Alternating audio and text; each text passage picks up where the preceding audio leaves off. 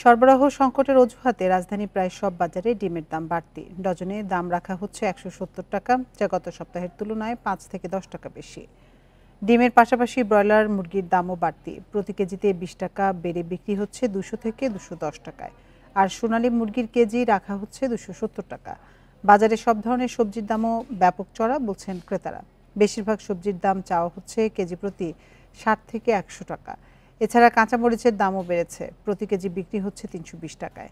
বাড়তি দামের জন্য বন্যা ও বৃষ্টিকে দায়ী করছেন বিক্রেতারা।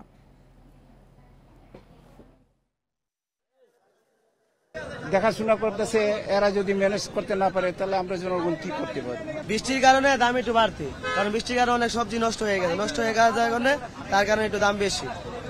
কেজি হলো ৩২০ টাকা কেজি। পটল ৭০ টাকা কেজি, ভেন্ডি ৬০ টাকা কেজি, বেগুন ৭০, গাড়ি ৬০, করলা ৭০ টাকা, শসা কেজি ৮০ টাকা, টমেটো ১৮০ টাকা।